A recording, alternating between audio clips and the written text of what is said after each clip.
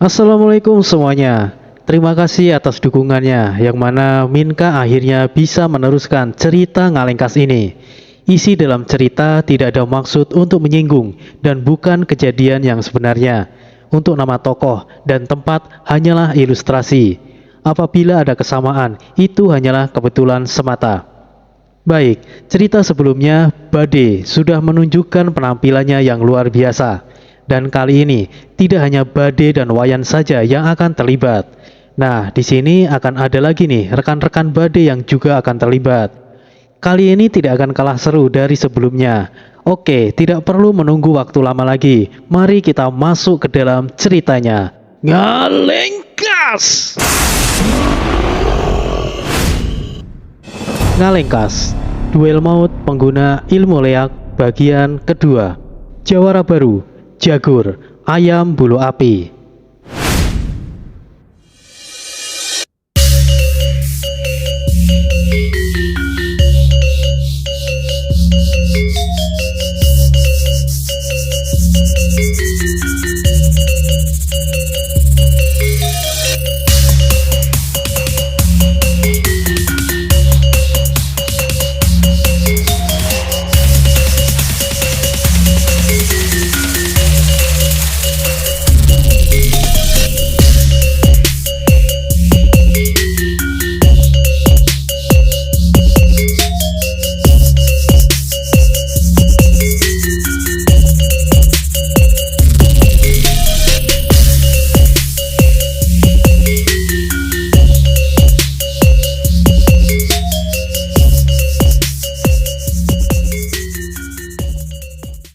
Peringatan, konten ini mengandung suara yang keras, mungkin akan mengganggu pendengaran.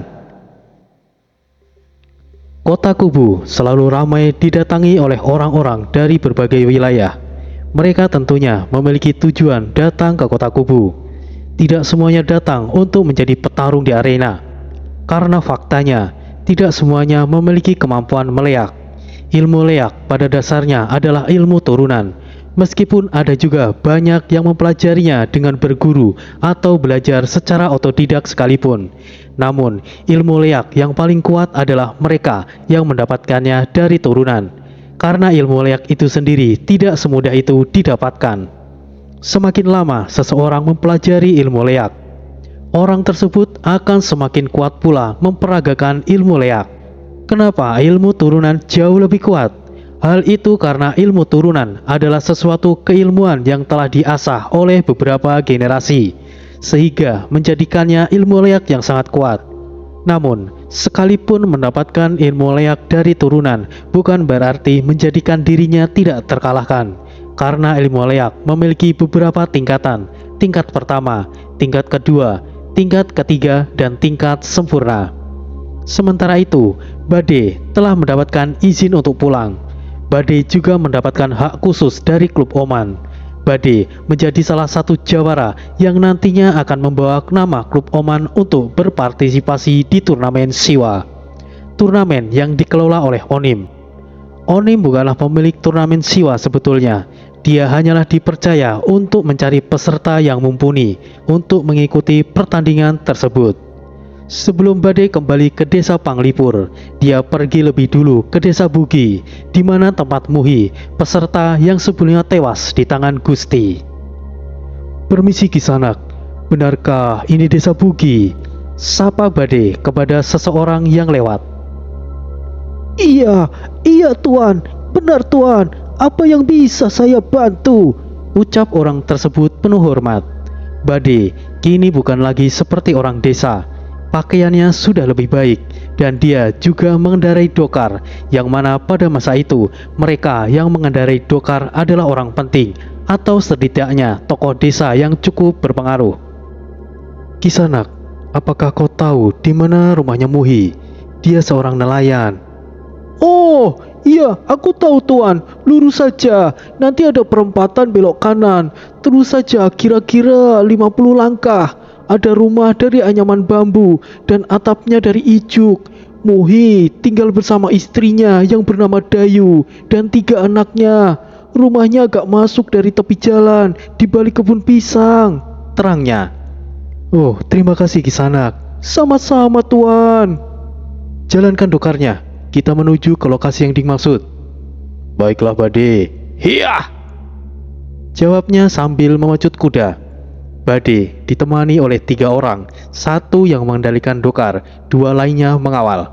Tugas mereka memang mengawal karena Bade membawa banyak persediaan makanan seperti gandum, beras, dan lain sebagainya. Setelah beberapa saat, mereka tiba di rumah yang dituju, rumah Muhi. Terlihat seorang wanita paruh baya sedang menyemur pakaian sambil menggendong salah satu anaknya yang masih kecil berusia kurang lebih 2 tahun. 2 anak lainnya sedang bermain-main dengan gagang daun pisang, sedang bermain perang-perangan. Permisi Nyonya, apakah benar ini kediaman Pak Muhi? Sapa Bade dengan sopan. Oh, salam tuan. Benar sekali, saya istrinya Muhi. Ada perlu apa dengan suami saya ya? Wanita itu terburu-buru menyalami dan membersihkan tangannya dengan cara mengelap dengan bajunya. Nyonya, saya ini kawan Muhi. Jangan panggil saya Nyonya. Panggil saja saya Dayu tuan. Tidak perlu terlalu sopan, saya benar kawan Muhi. Maaf tuan, jika tempatnya tidak layak. Mohon maaf, ada keperluan apa dengan suami saya? Maaf, suami saya tidak ada di rumah. Sudah seminggu belum pulang.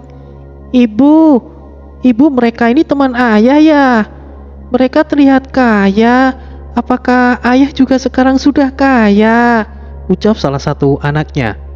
Hus, jangan bilang seperti itu. Tidak sopan. Ayo minta maaf. Maaf tuan, apakah benar paman ini temannya ayah? Lalu ayah di mana? Tanya bocah itu. Bade menjadi tidak enak hati ingin mengatakan yang sebenarnya. Melihat kondisi rumah dan juga istrinya, mungkin mereka akan langsung shock jika mendengar Muhi telah meninggal. Jadi, Bade tidak bisa mengatakan yang sebenarnya. Hahaha, kau benar nak, paman ini kawan ayahmu. Siapa namamu nak? Aku Suli, dia adikku Gabi. Jawab bocah itu polos. Bocah pintar, ayah kalian sekarang sedang bekerja. Paman cuma mau mengantarkan pesan, balas Bade. Wah, paman disuruh ayah. Itu berarti ayah lebih tinggi dong pangkatnya dari paman ya. Hus, jangan bilang seperti itu Suli, ucap Dayu menjewer telinga anaknya. Maaf tuan, anak saya kurang ajar. Tidak perlu khawatir Nyonya, suamimu adalah rekan kerjaku. Dia sudah seperti saudaraku sendiri. Oh iya, Muhi menitipkan uang ini kepadamu. Bade menyodorkan uang 200 sen kepada Dayu. Ya Tuhan, ini banyak sekali Tuan. Jangan panggil aku Tuan, namaku Bade. Tidak, itu tidak sopan. Terima kasih Tuan Bade. Jika boleh tahu, apa pekerjaan suami saya? Kenapa dia tidak ikut pulang? Muhi harus berangkat melaut di seberang pulau. Jadi dia tidak bisa pulang dalam waktu dekat Nyonya. Ternyata begitu. Maaf jika kami tidak bisa menyediakan apa-apa Tuan. Jika berkenan menunggu, akan saya siapkan sesuatu untuk Anda. Tidak perlu Nyonya. Tidak usah repot-repot. Kami juga buru-buru ingin mengantarkan titipan juga.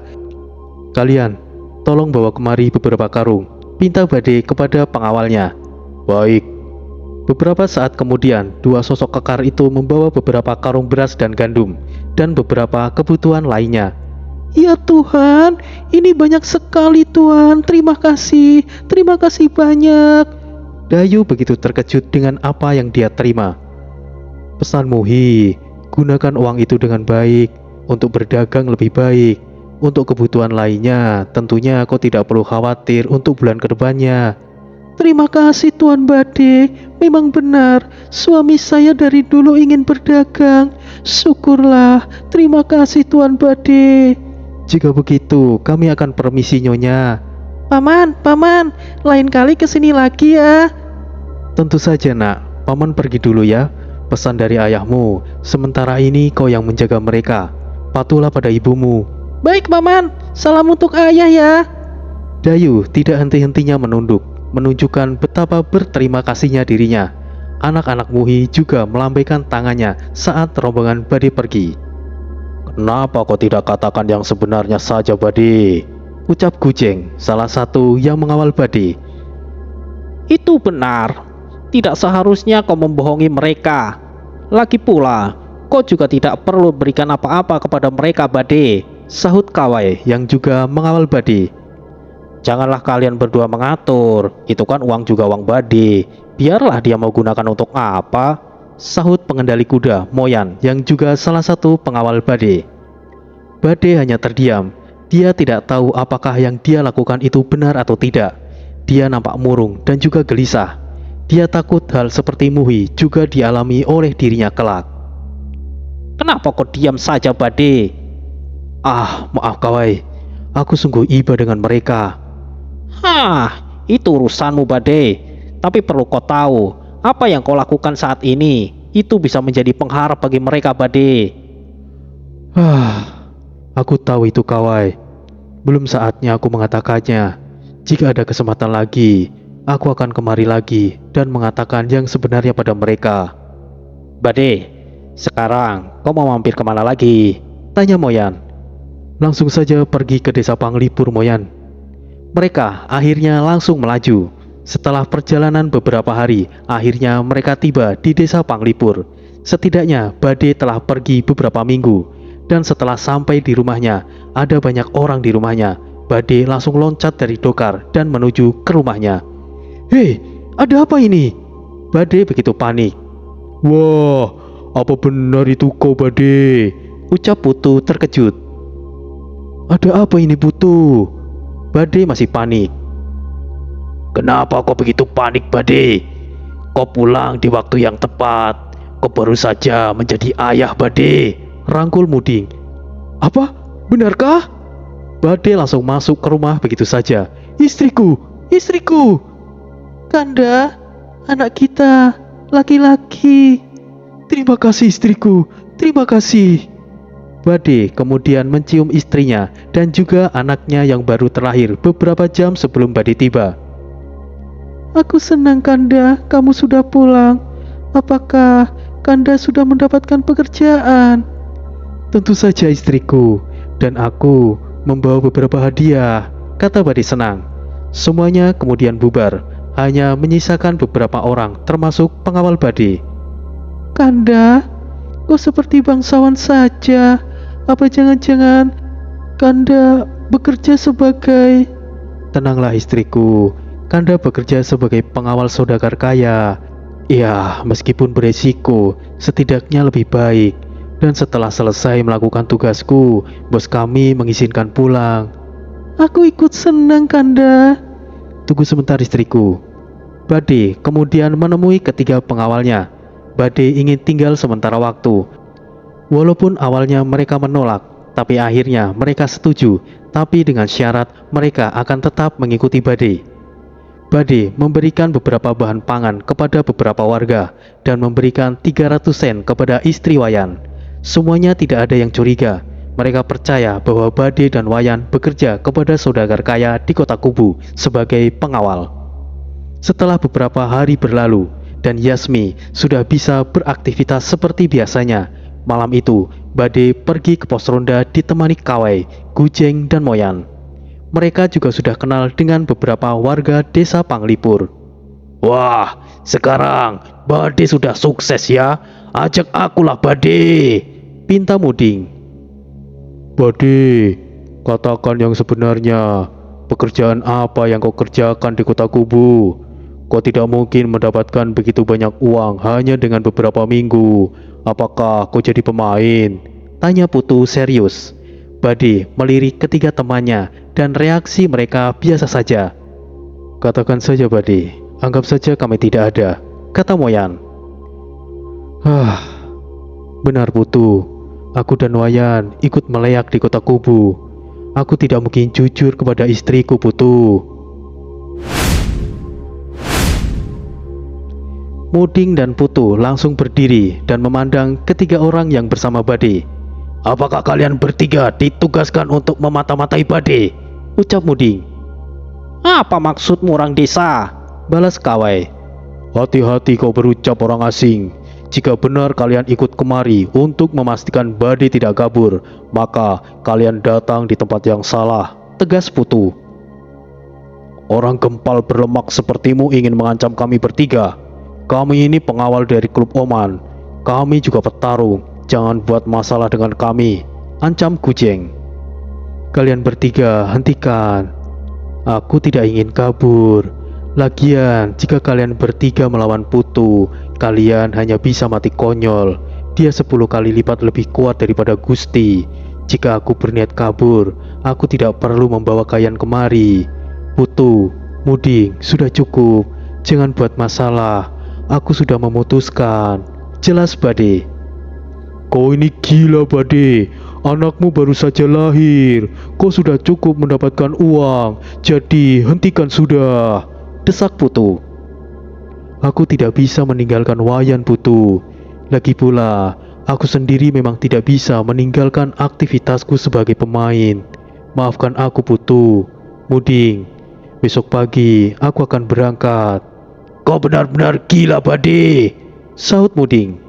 Pagi harinya, Bade sudah bersiap untuk berangkat. Kanda, hati-hati. Iya istriku, aku berangkat. Tunggu, teriak Putu. Ada apa Putu? Aku ikut. Bawa aku juga. Muding, Putu, kenapa kalian? Bawa uang yang banyak ayah, ucap istri Putu. Ayah, belikan aku oleh-oleh jika pulang dari kota ya, sahut anak Muding. Ayo berangkat. Moyan, ayo berangkat, pinta Bade. Beberapa orang menyertai kepergian mereka.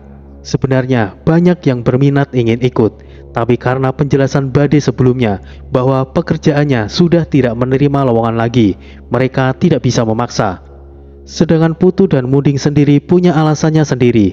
Mereka melakukan itu demi Bade dan Wayan, yang mana saat ini mereka telah terjebak karena kontrak yang telah tertulis. Namun, Putu dan Muding tidak pernah tahu bahwa kota Kubu bukanlah tempat yang ramah. Mereka mungkin saja menguasai ilmu penglihakan, tapi kota Kubu itu luas. Akan selalu ada yang lebih kuat di atas yang terkuat. Mereka cukup percaya diri. Bade saja bisa, kenapa mereka tidak? Karena Putu dan Muding adalah mantan pemain juga, yang mana mereka juga sudah memiliki nama di desa Bangli. Sebagian petarung hebat memang berasal dari desa Bangli, dan kali ini akan menjadi ajang duel yang lebih luar biasa lagi, karena sebentar lagi turnamen besar di Sanggar Siwa akan dimulai. Suara derap langkah kuda dan berdecit kereta kuda terdengar di sepanjang perjalanan mereka. Tentu saja sebelum Bade berangkat, dia sudah memberikan nama untuk putranya. Hal ini masih menjadi rahasia. Mungkin penduduk desa Panglipur sudah tahu, kecuali Putu dan Muding. Bade, apakah kau sudah berikan nama untuk anakmu? Pastinya sudah lah Putu. Kau ini bertanya yang sudah jelas-jelas Bade lakukan.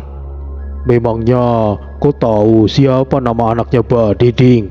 Mana aku tahu, tanya saja sama Bade. Nah, aku juga bertanya kepada Bade. Kenapa kau protes, Ding?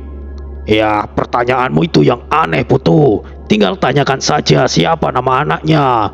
Kenapa tanya apa Bade berikan nama apa belum? Lucu kali kau itu, Ding. Sudah. Kalian ini, aku memang sudah berikan nama kepada anakku. Tapi itu rahasia. Oh, tahu gitu aku tidak bertanya, Bade. Di tengah perjalanan mereka, setelah keluar dari desa Bangli, di ujung jalan mereka dihadang segerombolan orang. Berhenti! Ucap salah satu orang menggunakan cadar, begitu juga dengan rombongan lainnya. Sepertinya kita mau dirampok. Mereka berjumlah sekitar 15 orang. Aku masih bisa menghadapi 3 orang, ucap Moyan percaya diri. Kami masing-masing menghadapi 3 orang, Bade, dan kalian hadapi sisanya jika mampu. Setidaknya kalian masing-masing menghadapi 2 orang, sahut Kawai. Gujeng bersikap tenang, seperti para perampok itu bukan apa-apanya. Ya, itu wajar. Mereka bertiga yang mengawal Bade memang seorang petarung yang hebat. Tidak perlu melawan mereka. Mereka hanya minta jatah jalan. Berikan beberapa sen juga mereka akan pergi, ucap Bade. Bukankah saat kita datang mereka tidak ada? Sahut Moyan. Ah, itu biasa Moyan. Mereka akan menghadang saat kita kembali. Hal yang sama juga terjadi dengan para pedagang keliling, jelas Bade. Seseorang mendekat sambil memukul-mukul pelan kereta dengan senjata tajamnya. Hei, siapa kalian? Halo, aku Bade. Kami dari desa Panglipur. Kami asli sana. Desa Panglipur? Desa miskin itu? Mana mungkin ada yang punya kereta sebagus ini? Ah, kawan bisa saja. Mana mungkin ini kereta kami. Kami hanya menyewa dari kota Kubu. Bukankah kalian sudah tahu sebelumnya kami bawa beberapa barang bahan pangan. Ini untuk kalian. Bade memberikan 50 sen kepada orang tersebut. Orang itu kemudian menghitungnya. Kurang ajar, kau menghina aku ya. 50 sen kau berikan. Kau kira uang segini cukup untuk kami semuanya? Ayolah kawan, segitulah yang bisa kami berikan. Kami ini pedagang. Bukankah sudah umum kalian minta jatah 50 sen? Ucap Bade. Jangan membodohiku. Kalian bukan pedagang. Aku bisa membedakan pedagang atau bukan. Jangan main-main denganku. Masing-masing 50 sen. Jadi totalnya 300 sen. Baru kalian bisa lewat, tegasnya. 300 sen? Kau ingin merampok kami ya? Mana ada kami segitu? Sahut Putu. Sialan, beraninya kau tawar-menawar denganku. Kau bosan hidup ya? Sudah. Kawan, bagaimana jika aku berikan 200 sen? Itu yang bisa aku berikan. Izinkan kami lewat. Bade berikan penawaran dan menyodorkan 150 sen lagi. Orang itu berpikir sejenak. Baiklah, karena kau tulus, kalian boleh lewat. Terima kasih kawan. Moyan, ayo pergi. 200 sen, itu besar Bade. Sayang sekali memberikan mereka begitu saja, kata Muding. Biarlah Ding, mereka melakukan itu juga untuk anak istri mereka. Anggap saja menolong, balas Bade. Para rombongan itu masih memperhatikan rombongan Bade. Mereka memang mengizinkan lewat, tapi dengan mudahnya Bade memberikan 200 sen kepada mereka. Mereka menjadi lebih tamak. Bos, bagaimana? Lumayan. Sepertinya mereka orang kaya. Aku yakin sekali mereka bukan dari desa Panglipur. Wah, itu berarti mereka bohong dengan kita, bos. Apa perlu kita kasih pelajaran saja? Sepertinya mereka memiliki ribuan sen. Bagaimana jika kita rampok saja mereka? Setelah itu kita berhenti. Jarang-jarang ada orang kota kemari, bos. Aku memang punya pikiran seperti itu. Ayo kita lakukan rencananya. Kita hadang mereka di perempatan perbatasan Tanggul. Kita lewat jalan setapak. Jadi kita masih bisa menyusulnya. Ayo cepat. Siap bos. Asik. Kita akan pesta besar kali ini. Hahaha. Para bandit itu akhirnya berencana ingin merampok rombongan Bade. Sesuai yang sudah diperkirakan oleh mereka, para sekumpulan bandit itu telah lebih dulu tiba di jalur yang dituju rombongan Bade. Mereka mengikuti kita, Bade. Semakin kau bersikap baik, mereka akan semakin ngelunjak, ucap Gujeng. Kali ini, jika mereka ingin buat masalah, maka tidak perlu lagi menahan diri, balas Bade. Kenapa harus sekarang, Bade? Seharusnya kita buat perhitungan dengan mereka saat itu, sahut Kawai. Kalian tidak tahu saja, di sana tadi itu masih masuk wilayah desa Bangli. Memang siapapun yang keluar atau lewat desa Bangli akan dikenakan pajak jalan. Desa Bangli adalah desa petarung. Kita tidak boleh gegabah buat masalah di wilayah desa Bangli. Di sana orang-orangnya sangat merepotkan, jelas Bade. Kenapa harus kau bikin sulit, Bade? Jika kau mengaku bahwa kau itu barong, mereka tidak akan buat masalah dengan kita, sahut Muding. Ya, itu benar Bade. Aku setuju dengan Muding, balas Putu. Kalian ini, sekalipun aku mengatakannya, mungkin ada kemungkinan kita terhindar dari masalah, tapi juga kemungkinannya masalah besar akan menimpa kita. Aku banyak musuh di desa Bangli. Sekalipun aku jawara, banyak yang menaruh dendam denganku, jelas Bade. Oh, kok ada benarnya juga Bade. Desa Bangli apanya? Desa tetaplah desa. Hanya sekumpulan orang-orang miskin yang bodoh. Desa petarung apanya? Palingan juga para martiran. Pemikiran orang kampung memang seperti itu. Belum tahu mereka jika rampok sekelas di kota kubu. Dasar orang kampung, batin Kawai. Berhenti! Hei kawan, ada apa lagi? Badit turun dari kereta disusul yang lainnya. Jika dipikir-pikir lagi, kalian ini pasti orang kaya kan? Aku sempat tertipu. Sebagai permintaan maafmu karena menipu kami, berikan kami 1000 sen lagi. Maka kali ini kami akan persilahkan kalian lewat. Kalian orang kampung sudah kelewatan. Seharusnya kalian tidak melakukan ini dan menikmati apa yang kalian dapatkan, celetuk kucing. Apa? Katakan sekali lagi. Orang kampung, orang miskin payah. Beraninya kau. Kalian berniat untuk melawan. Jangan salahkan kami. Serang! Kawai, Moyan, kita bantai mereka. Baiklah, lumayan untuk pemanasan, balas Moyan. Bade, lindungi dirimu sendiri. Mereka benar-benar serakah. Putu, Muding, kalian tidak perlu bertindak. Biar aku saja yang... Bade menghentikan ucapannya. Kenapa kami harus diam, Bade? Kau saja diamlah. Tidak perlu banyak bertingkah. Kau masih punya anak kecil. Baik-baiklah dengan tingkahmu itu. Balas Muding yang berada di belakang kereta kuda sambil mengambil bungkusan panjang. Muding membuka bungkusan kain itu. Di sana ada 2 senjata, sebilah tombak golok, dan juga gada berduri kecil 2 buah. Putu, tangkap ini. Muding melemparkan 2 gada berduri. Wah, sudah lama aku tidak memakainya, ucap Putu. Hei, perhatikan situasi kalian, teriak Moyan yang sedang berduel dengan musuhnya. Kucing menebas beberapa bandit. Ampun! Darah segar mengucur keluar saat Kawai menggorok leher musuhnya. Tanganku! Moyan juga menghabisi musuhnya. Bos, mereka bertiga cukup mahir. Anak-anak bukan tandingannya. Kurang ajar. Sepertinya mereka bertiga adalah pemain. Ayo kita hadapi mereka bertiga. Yang lainnya sepertinya tidak bisa apa-apa. 5 orang ikut aku. Sisanya bunuh mereka yang masih ada di dekat kereta kuda. Seharusnya mereka mudah untuk kalian tangani. Baik bos, serahkan pada kami. Para bandit itu mulai menyebar. Beberapa orang yang mengepung kucing, Kawai dan Moyan mundur. Lalu pimpinan mereka yang maju. Kau cukup terampil dalam berpedang. Apakah kalian bertiga pemain? Ucap kepala bandit, Begu. Apa urusanmu? Majulah dan tidak perlu banyak omong. Tantang kucing. Kau cukup arogan. Senjata Begu bersinar putih. Aura pedang. Kawai, hati-hati, teriak kucing. Senjata kucing, Kawai dan Moyan juga bersinar.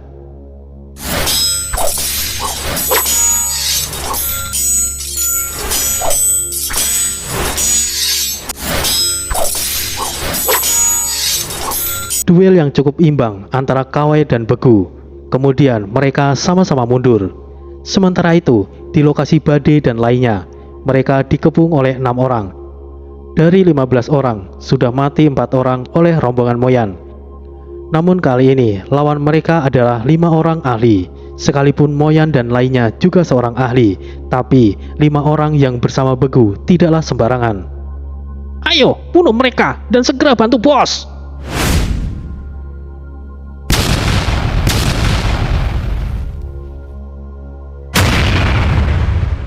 Putu melayangkan gadanya. Mereka yang mendekat dan terkena gada Putu langsung mengalami luka yang sangat parah. Kepalanya hancur dan langsung mati seketika. Sial, orang gendut ini kuat. Ayo, serang bersama-sama. Hei, apa kalian mengabaikan aku? Tombak golok Muding membelahnya. Sial, mereka semua adalah petarung ahli. Jangan menahan diri, gunakan aura pedang.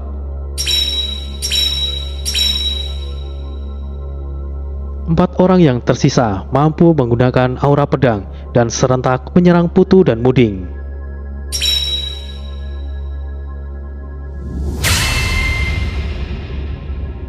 Secepat kilat, badai langsung menebas keempatnya. Mereka bahkan tidak sempat hanya untuk menjerit. Darah berceceran di mana-mana. Tidak bisa ditutupi lagi bahwa badai, Putu dan Muding gemetaran karena itu. Mereka mungkin adalah petarung, tetapi membunuh adalah perkara lain.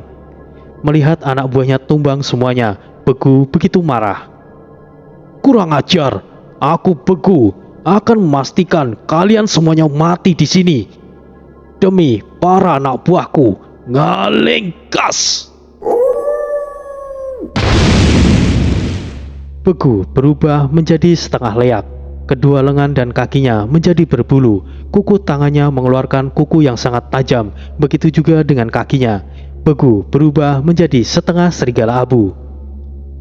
Oh sial, dia bandit semacam dirinya bisa menggunakan ilmu leak. Gujeng sangat terkejut, kemudian menghindar dan pergi di sisi badai. Begitu juga dengan Kawai dan Moyan. "Badai, apa kau bisa mengalahkannya?" tanya Moyan. "Hei, bukankah kalian bertiga tadi cukup percaya diri? Kenapa sekarang malah berlindung di belakang badai?" Hehehe, sahut Putu. "Diam kau babi gendut, aku tidak menyangka bandit itu bisa meleak," balas Moyan. "Memangnya kenapa? Meskipun tidak banyak yang bisa meleak di desa Bangli, tapi meleak adalah hal yang umum yang bisa dilakukan oleh sebagian orang," jelas Putu. "Diamlah Putu, sepertinya aku mengenal siapa dia," sahut badai. "Kau mengenalnya, Badai?" tanya Muding. Serigala bulu abu. Aku tidak menyangka akan bertemu dengannya di sini. Dia adalah anjing gila. Beberapa kali aku pernah melawannya saat meleak di desa Bangli. Begu, si anjing gila, terang badai. "Siapa kau? Bagaimana kau mengenalku?" tanya Begu. Anjing gila, aku tidak menyangka. Selain meleak, kau juga menjadi seorang bandit. Jika para warga desa Bangli tahu akan hal ini, kau pasti akan diadili, balas badai. "Aku tanya siapa kau? Memangnya siapa yang akan tahu jika aku melakukannya? Karena kalian semuanya akan mati di sini," ancam Begu.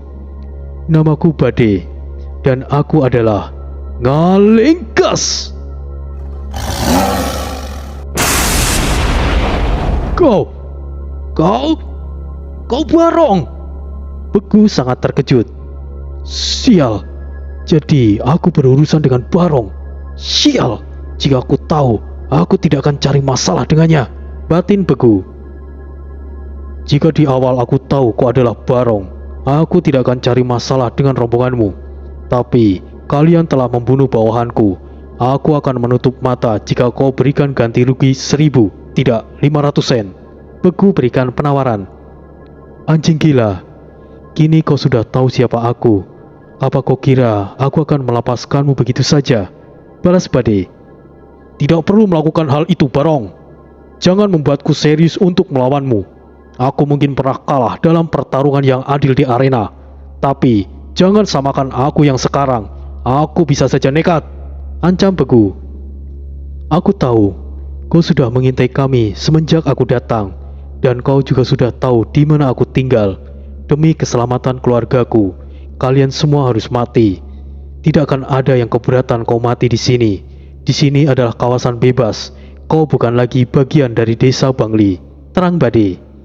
"Jika kau memaksaku, aku tidak punya pilihan lain. Ngalengkas tingkat kedua, serigala." Secepat kilat, badai langsung menyerang. Begu sama sekali belum sempat melakukan perubahan yang lebih merepotkan lagi. Namun, badai langsung membelahnya menjadi dua. Begu langsung mati tanpa bersuara. "Bos, bodoh, lari! Ayo lari!"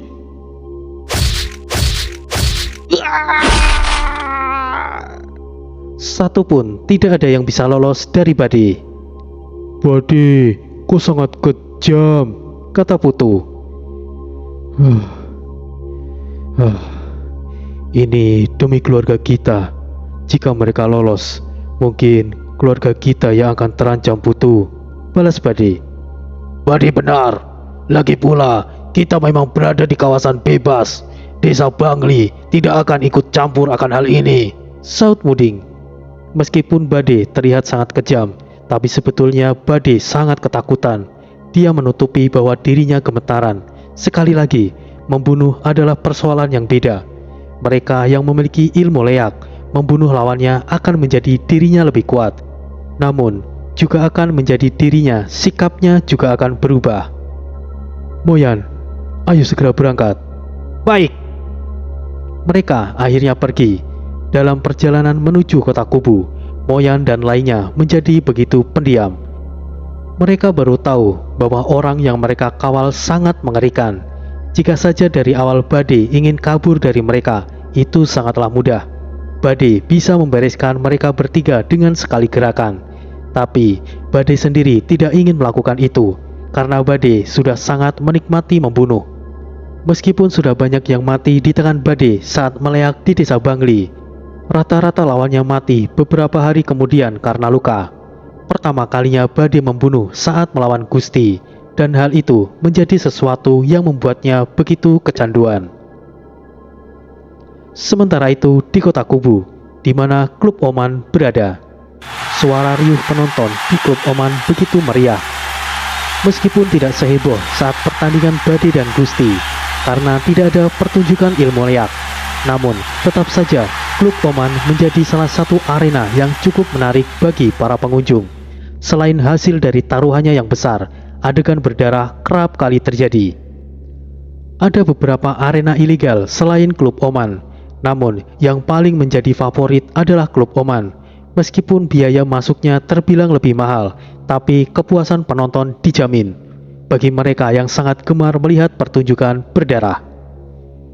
Oki, apakah lukamu sudah membaik? Sudah agak lumayan kawan. Terima kasih atas pertolonganmu Yan. Dan juga jika bukan karena Bade memberikan beberapa sen untukku, aku mungkin sudah mati dengan luka aku sebelumnya, balas Oki. Itu tidak perlu kau pikirkan Oki. Kau baik kepada kami yang orang baru. Sudah sewajarnya aku dan Bade juga baik padamu Oki. Ngomong-ngomong, kau sudah makan belum? Aku... Ayolah, aku traktir makan. Baiklah jika kau memaksa Yan. Aku tahu kau lapar. Kau juga tidak punya uang kan? Tenang saja, kau tidak perlu pikirkan hanya soal makan Oki. Kau bisa menggantinya nanti jika sudah ada uang. Kau sangat baik Wayan. Kau sama seperti Bade. Terima kasih Yan. Sudahlah, ayo kita makan. Mereka bersama pergi ke tempat makan, di mana yang sudah diketahui oleh Wayan bahwa yang disajikan di sana adalah daging manusia. Sebetulnya Wayan bisa saja beli makanan di restoran utama di klub. Sekalipun itu mahal, Wayan tidak begitu kekurangan uang. Tapi sepertinya Wayan sudah cukup ketagihan dengan kelembutan dan gurihnya daging yang dia gigit saat itu. Bi, 2 piring nasi, 2 gelas kopi, pinta Wayan. Aku minum air putih saja, tidak apa-apa Yan. Sudahlah, santai saja Oki.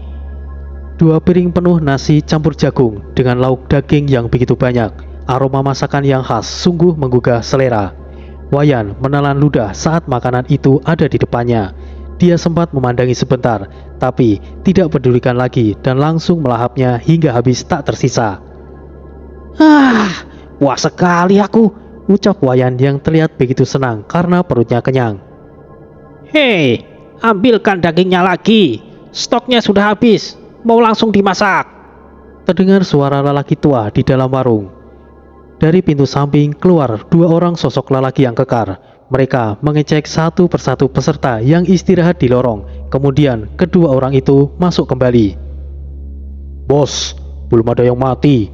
Bodoh, bawa saja yang sudah sekarat. Toh mereka juga akan mati juga. Cepat bawa kemari. Aku tidak bisa memasak jika tidak ada daging. Baik bos. Wayan hanya mendengarkan percakapan itu, lalu menengok ke arah lorong. 2 orang itu kembali datang dan mengangkut salah satu peserta yang sepertinya sedang terluka berat, namun sedang tertidur. Apa yang kau lakukan? Aku masih hidup. Kau hanya akan tersiksa lebih lama dengan lukamu itu. Kami akan bantu agar kau tidak menderita lebih lama lagi. Tidak, lepaskan aku. Aku masih baik-baik saja. Lepaskan aku. Orang itu berusaha memberontak, namun dalam kondisi yang terluka parah, dia sama sekali tidak bisa berbuat apa-apa. Para pemain lain yang juga sedang dalam kondisi terluka langsung bangun. Mereka yang terluka berusaha untuk bangkit agar tidak menjadi seperti orang tersebut. Hei, bukankah itu kejam? Dia masih sangat sehat, celetuk Wayan. Kau diamlah pemain baru. Kami hanya ingin membantu mengakhiri penderitaannya, jawab sosok itu. Itu sama saja kau memaksa. Dia sama sekali menolaknya. Itu artinya dia masih bisa bertahan. Meskipun aku juga salah satu pelanggan di sini, tapi cara seperti itu tidak benar. Itu namanya kalian merampas hidup orang lain, Wayan menambahkan. Yan, sudah jangan ikut campur. Pemilik kedai ini sangat dekat dengan bos Oman. Kau akan berada dalam masalah nanti, Yan, Ogik mengingatkan. Beraninya kau orang baru. Aku tidak keberatan kau yang menggantikannya. Sosok besar itu menghampiri Wayan. Aduh, ini celaka, batin Ogi khawatir. Berani kau melukainya, akan aku potong-potong kau ribuan keping, ucap sosok misterius yang duduk di kursi bersama pemain lain yang sedang makan. Siapa kau? Kau temannya? Arogan sekali kau. Menantangku akan berakhir dalam panci masakan. Sosok itu menghampiri sosok misterius yang sedang duduk tenang. Tangannya mencengkeram pundak sosok misterius itu, namun tiba-tiba tangannya melintir. Wah, tanganku! Katakan sekali lagi, dan kepalamu akan terlepas dari tubuhmu. Sosok itu kemudian menunjukkan jati dirinya. Dia adalah Amon. Amon ada di sini. Oh, aku baru tahu ternyata dia Amon, ucap beberapa pengunjung di sana. Kau, Amon, maaf, aku tidak tahu jika itu kau, maafkan aku, ucap sosok besar itu sambil memegangi lengannya. Pergilah, tegas Amon. Oh, sungguh tidak terduga. Aku heran, kenapa orang sepertimu sudi mampir di tempat seperti ini. Maaf jika pesuruhku tidak sopan, Amon, ucap lelaki tua kekar dan juga koki yang memasak hidangan daging manusia. Patwa, kau ingat wajahnya. Jangan pernah cari masalah dengannya. Dia dalam perlindunganku, balas Amon sambil menunjuk Wayan. Oh, aku tidak menyangka kau akan melindungi orang lain, Amon. Tapi baiklah, akan aku ingat itu. Apakah dia kerabatmu? Bukan, tapi dia adalah saudara Badi. Cari masalah dengannya, itu artinya cari masalah dengan Badi dan juga denganku, tegas Amon. Wah, Badi yang memenangkan pertarungan kelompok. Dia saudaranya. Aku tidak akan cari masalah. Ya, aku juga, ucap beberapa pengunjung. Wayan sendiri menjadi bingung. Sebelum Badi pergi, dia menitipkan Wayan kepada Amon. Sebetulnya tidak menitipkan juga. Hanya saja Badi mengatakan dia bersama teman dekatnya yang bernama Wayan, berharap Amon juga bisa kenal dekat dengan Wayan, bukan untuk melindunginya. Tapi tanggapan Amon sepertinya salah mengartikan ucapan Badi. Terima kasih, Amon, tapi aku... Lain kali tidak perlu ikut campur dengan urusan orang lain. Urusi saja urusanmu sendiri, potong Amon kemudian berlalu pergi. Wayan tidak bisa balas ucapannya karena Amon keburu pergi. Lalu di saat yang bersamaan, dua orang petugas datang. Wayan, di mana kau? Apakah kau di sini? Teriak petugas itu. Amon sempat menghentikan langkahnya, lalu kembali berjalan. Aku di sini, balas Wayan. Wayan, 1 jam lagi kau akan bertanding di arena nomor 1. Persiapkan dirimu, kata petugas. Bertanding lagi? Bukankah tadi pagi aku sudah? Balas Wayan. Ini adalah pertandingan spesial. Kau diminta bos Oman untuk ikut. Baiklah. Oke, aku pergi dulu. Amon langsung mempercepat langkahnya. Dia langsung menuju ke kantor Oman. Sesampainya di sana, Amon bertemu dengan sosok penjaga yang menjaga pintu ruangan bos Oman. Hei, apa bos Oman ada di dalam? Tanya Amon kepada penjaga pintu. Mau apa kau Amon? Bos sedang ada tamu. Minggir, aku ingin bertemu Bos Oman, ini penting. Bos Oman tidak bisa diganggu Amon. Minggir, atau aku pecahkan kepalamu, ancam Amon. Penjaga itu tidak berani menghalangi Amon. Bos Oman. Siapa? Aku masih ada tamu, jangan menggangguku. Aku Amon. Masuklah. Amon membuka pintunya dan terlihat ada beberapa orang di dalam, salah satunya Onim dan lainnya orang asing yang Amon masih belum tahu. Kenapa kau kemari Amon? Tanya Oman. Bos, aku minta agar Wayan jangan dimasukkan dalam duel di arena pertama. Wayan adalah saudara Bade. Jika terjadi apa-apa dengannya, mungkin Bade akan... Amon, siapa bosnya di sini? Anda Bos Oman. Maka jangan mengaturku. Pergilah Amon. Aku maafkan kau kali ini. Tapi bos, apa yang kau khawatirkan? Kau pikir Bade bisa mengancamku? Pergilah dari hadapanku sebelum aku berubah pikiran. Baik Bos Oman. Bade langsung melangkah pergi. Sial, maafkan aku Bade. Kali ini aku tidak bisa melindungi temanmu. Batin Amon melangkah pergi. Siapa dia Oman? Oh, dia Amon. Ada sedikit sesuatu yang dia inginkan Onim. Hah, kenapa kau masih pelihara orang yang sudah kalah Oman? Dia masih lumayan Onim. Aku belum dapat gantinya yang pas. Oh iya, bagaimana kira-kira nanti penampilan pemain baru dari klub itu? Jangan meragukan pemainku Oman. Kau bisa tes sendiri. Carilah 4 petarung hebatmu. Momon tidak akan kalah, kata Bidu. Tidak. Aku hanya akan persiapkan beberapa pemain yang lumayan. Setidaknya cukup ahli dalam bela diri, tapi tidak memiliki ilmu leak. Jika Momon tidak hati-hati, sekalipun Momon bisa meleak, dia bisa saja mati oleh 4 orang yang aku pilih Bidu. Oh, benarkah? Maka ayo kita lihat Oman. Jangan terkejut dengan penampilan Momon. Amon masih berdiri di balik pintu dan mendengar apa yang dikatakan oleh Oman dan tamunya. Tentu saja dia cukup kesal dengan apa yang Oman katakan.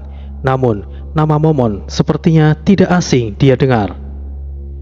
Dia bilang Momon, aku tahu dia adalah jagoan dari klub Bidu. Gusti pernah kalah melawannya saat latih tanding. Kali ini Wayan dipastikan tidak bisa selamat. Maafkan aku Bade, batin Amon.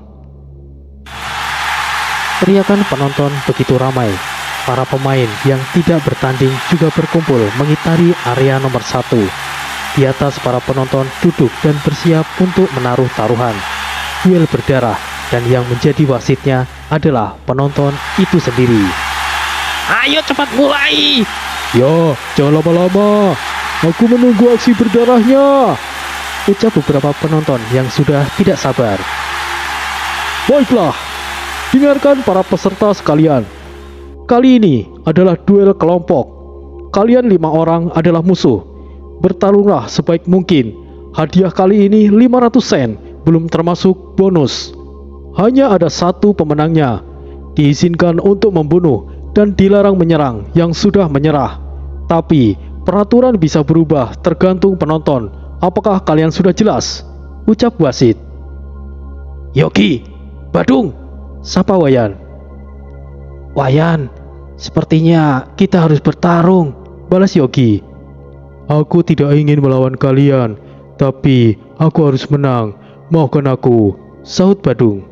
Wayan tidak punya pilihan. Dia harus tetap menjaga dirinya sendiri.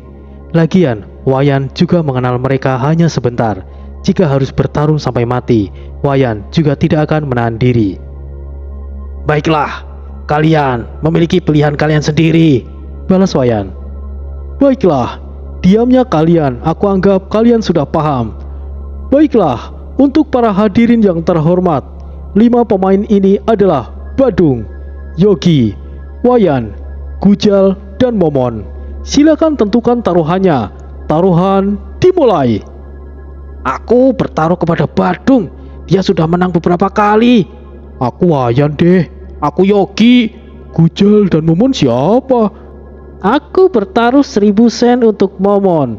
Siapa dia? Bertaruh sama pemain yang tidak dikenal, ucap beberapa penonton. Baiklah, taruhan ditutup. Saya harap kalian sudah bertaruh dengan benar. Kali ini akan aku berikan sedikit bocoran. Bos Oman telah mengundang petarung jawara dari klub Pidu. Momon adalah jawara dari klub Pidu. Mari kita lihat penampilan hebatnya. Wah, sial, aku salah taruhan. Aku juga. Siapa yang tahu, ternyata Momon adalah jawara dari klub Pidu. Untung saja aku tahu. Tidak perlu kecewa. Yang jelas, duel kali ini pasti seru. Ya, kau benar. Baiklah, saya rasa semuanya sudah tidak sabar lagi ingin melihat pertunjukannya. Maka dari itu, pertarungan dimulai.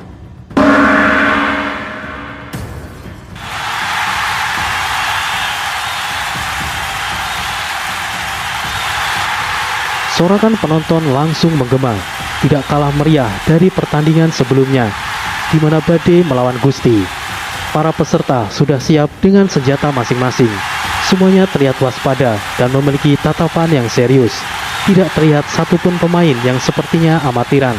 Semuanya seperti pernah mengalami pertarungan. Ayo, buruan dimulai. Bunuh. Ya, potong, habisi musuhmu. Sorakan penonton membuat para pemain di dalam arena menjadi begitu waspada, kecuali satu orang. Dia adalah Momon. Dia dengan santai melipat tangannya di dada. Senjatanya masih berada di dalam sarungnya. Namun, sama sekali tidak ada yang berani untuk mendekatinya.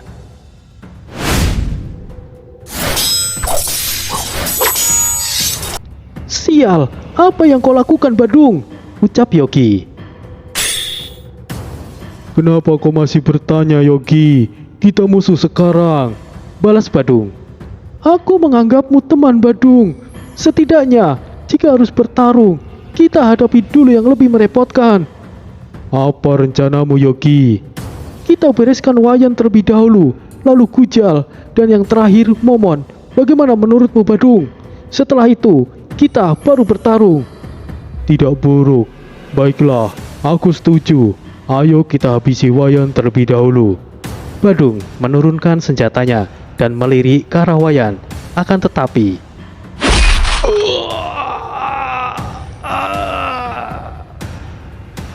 Badung melengking kesakitan saat senjata Yogi menembus perutnya. Yogi mengambil kesempatan dan menusuknya dari belakang saat Badung lengah. Yogi, kau. Maaf, Badung. Aku akui kau lebih kuat dariku. Tapi sayangnya otakmu kecil. Betapa bodohnya dirimu, Badung. Matilah dengan Ya. Badung tidak kehilangan akal. Dia menggenggam kedua senjatanya ke belakang dan menusukkan ke arah Yogi. Badung, kenapa kau tidak mati saja untukku? Ya.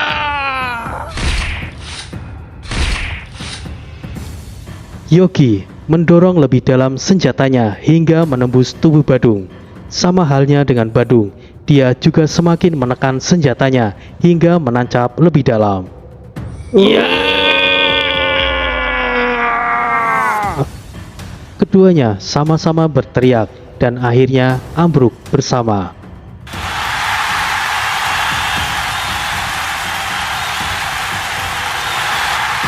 Hebat, cara mati yang hebat. Ya, itu bagus. Saling bunuhlah. Mantap. Sorakan penonton semakin menggema. apa-apaan itu, Oman. Aku berharap mereka semuanya melawan Momon. Kenapa mereka malah saling bunuh? Ucap Pidu. Benar, itu benar-benar lucu. Pemainmu itu Oman. Aku kira mereka berdua cukup dekat. Ya, sudahlah. Dua orang bodoh itu tidak penting, Onim. Pidu, setidaknya Wayan mungkin bisa sedikit menghibur saat melawan Momon. Jangan sampai dia bunuh diri saja karena ketakutan kepada Momon. Mungkin akan lebih menarik jika Amon yang menghadapinya, Oman. Aku tidak keberatan, balas Bidu. Kita lihat saja, Bidu. Jika Wayan dan Gujal tidak bisa berikan Momon serangan yang berarti, aku akan suruh Amon untuk maju. Nah, itu pasti pertunjukan yang seru, Oman, sahut Onim. Teriakan penonton masih terus terdengar, seakan seluruh ruangan klub Oman bergetar. Payah sekali. Seharusnya kalian semuanya menyerangku bersamaan. Dasar bodoh. Kalian berdua, majulah. Aku tidak akan menggunakan senjataku. Momon menyingkirkan senjatanya. Lihatlah, Momon begitu kecewanya. Dia sampai membuang senjatanya hanya untuk melawan sisanya. Ucap Bidu yang membuat Oman sedikit jengkel. Gujal yang tidak jauh dari Momon langsung mengambil kesempatan itu untuk langsung menebas Momon. Mati kau! Tanganku! Gujal langsung menjerit saat kedua tangannya terpotong. Mengecewakan.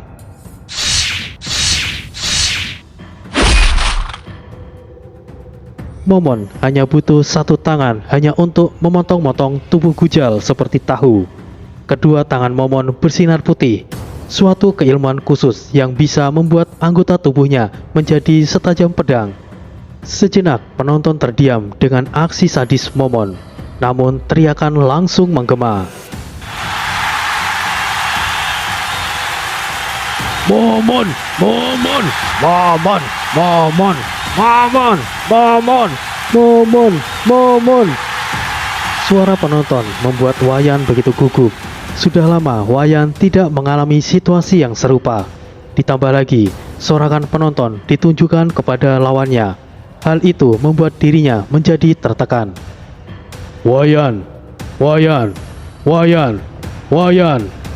Ucap Amon menyemangatinya yang sedang berada di luar arena pertama.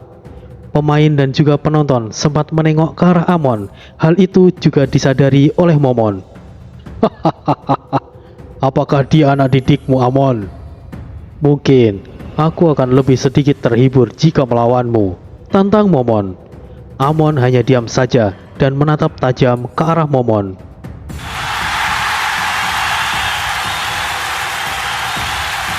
Segera habisi musuhmu, Momon. Ya, bertarunglah dengan Amon. Kami tunggu.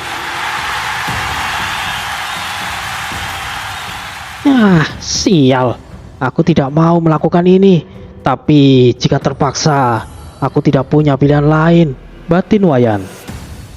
Baiklah. Hei, kau. Kerahkan segala yang kau punya. Aku tidak pernah meremehkan siapapun musuhku. Jadi, jangan pernah menahan diri, kata Momon. Bagaimana jika aku menyerah? Balas Wayan. Sepertinya hal itu tidak bisa kau lakukan. Penonton tidak ingin kau menyerah. Jadi, kemarilah dan serang aku dengan seluruh kemampuanmu. Atau, jika tidak, aku yang akan mulai lebih dulu.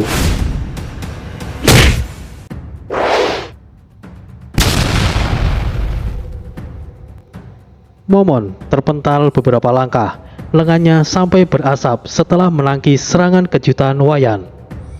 Bagus, aku sudah menduga kau memiliki kemampuan. Siapa sangka kau juga mampu menggunakan aura. Itu bagus, hibur aku lebih lama.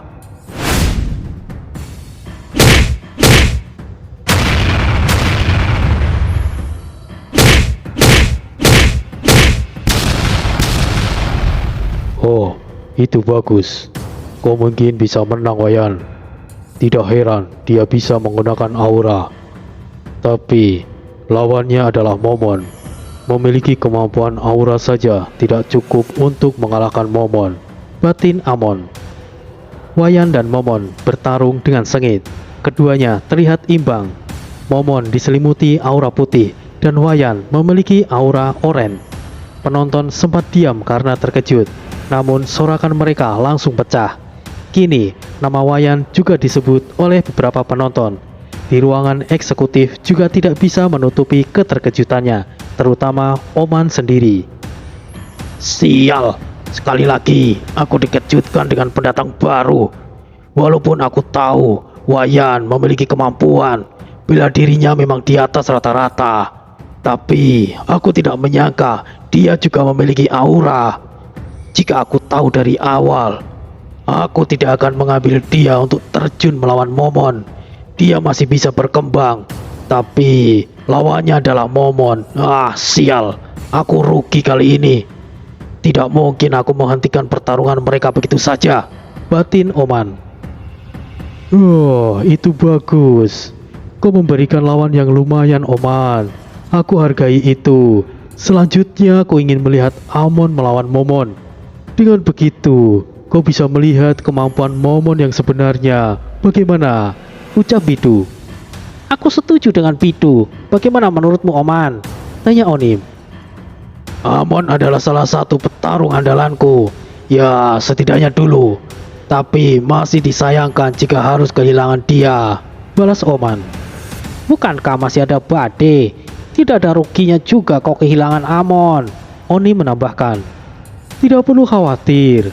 Aku akan menggantinya dengan 100.000 sen. Bagaimana, Oman? Ditambah dengan taruhan para penonton, kau tidak akan rugi, Oman. Bidu menawarkan. Baiklah jika begitu. Selanjutnya Amon akan melawan Momon. Jangan ingkari janjimu, Bidu. Baiklah, akan aku berikan DP-nya padamu. Ini ada 20.000 sen, Oman. Terimalah. Baiklah, aku terima dengan senang hati, Bidu. Oman dengan senangnya menghitung uangnya. Baginya, keuntungan lebih penting dari apapun. Momon, segera selesaikan. Jangan buang-buang waktu. Setelah ini, kau akan melawan Amon. Ucap Bidu yang berdiri di tempat yang paling tinggi. Wah, apa ini? Ini serius. Hebat. Ini akan menjadi pertarungan hebat. Aku menantikan ini.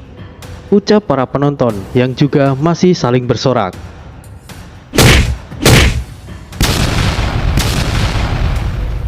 Momon dan Wayan sama-sama terpental mundur. Kau cukup kuat, tapi aku tidak akan main-main lagi kali ini. Berbanggalah, karena kau akan melihat sesuatu yang tidak pernah kau bayangkan.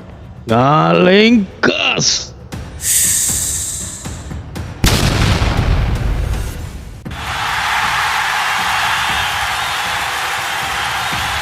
Hebat. Inilah yang aku tunggu. Perubahan yang luar biasa. Habisi dia! Momon! Momon! Momon! Sorakan penonton semakin kencang. Bidu tersenyum puas. Agaknya pertarungan akan segera selesai. Momon mengalami perubahan. Kedua lengannya seperti belalang sembah. Terlihat duri-duri tajam yang bisa mengoyak lawannya dengan mudah. Maaf. Bukannya aku ingin menindasmu, tapi setidaknya kau bisa mati tanpa penyesalan. Sebutkan namamu. Kau adalah lawan yang pantas yang aku ingat. Julukanku, Pujang. Aku Wayan. Wayan? Apakah hanya Wayan saja? Baiklah, aku akan membunuhmu dengan cepat tanpa rasa sakit.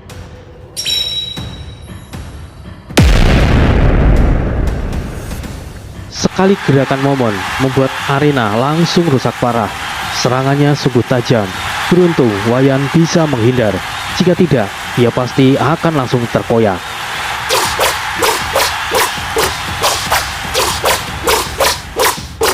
Setiap serangan Momon masih bisa dihindari. Teriakan penonton membuat suasana di klub Oman menjadi riuh. Kau cukup gesit, Wayan, tapi sekarang sudah berakhir. Kedua lengan belalang Momon bersinar. Kali ini adalah sesuatu yang tidak bisa lagi Wayan hindari. Sudah berakhir. Kau cukup hebat bisa bertahan selama ini, Wayan.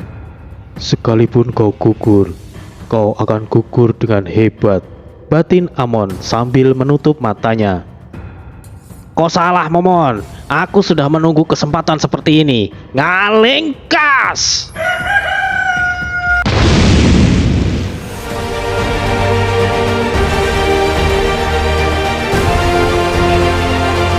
Momon terpelanting setelah mendapatkan tendangan keras dari Wayan. Akhirnya Wayan serius. Perubahan wujud ayam api. Kaki Wayan memiliki taji yang panjangnya sekitar 30 cm, berwarna merah dan mengeluarkan cairan yang sepertinya sangat berbahaya.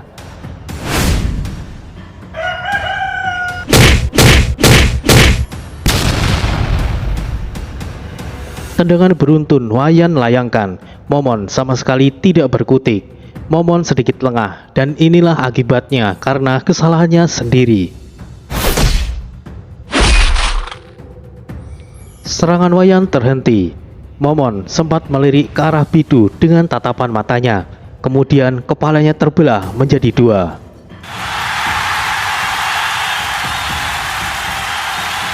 Teriakan penonton langsung mengguncang. Bidu gemetaran dan marah. Oman, apa-apaan ini? Kok kenapa Bidu? Oman masih tidak tahu apa yang terjadi karena sibuk menghitung uangnya. Bidu langsung merampas uangnya kembali dan meninggalkan ruangan. Apa yang? Oman, bagaimana jika aku yang akan memberikanmu 100.000 sen, tapi pemainmu akan menjadi perwakilanku? Cegah Onim dan juga langsung berikan penawaran. Maksudmu apa, Onim? Oman masih belum mengetahuinya dan baru menyadarinya setelah para penonton menyorakan nama Wayan. Wayan! Wayan! Wayan! Wayan! Wayan! Apa ini? Oman langsung tertawa lepas setelah melihatnya. Sosok Wayan berdiri yang masih dalam kondisi perubahan. Dengarkan semuanya. Terima kasih telah hadir kembali. Seperti janjiku, aku sudah menepatinya. Perkenalkan jawara baru kita di klub Oman. Wayan, sebutkan nama lengkapmu. Teriak Oman. Aku Iwayan Mahesa, Jagur, si ayam bulu api.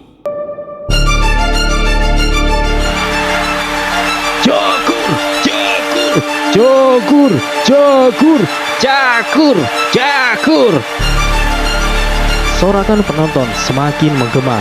Amon melotot tidak percaya apa yang sedang dia lihat. Dia sampai gemetar, antara senang dan juga malu dengan sikapnya sebelumnya.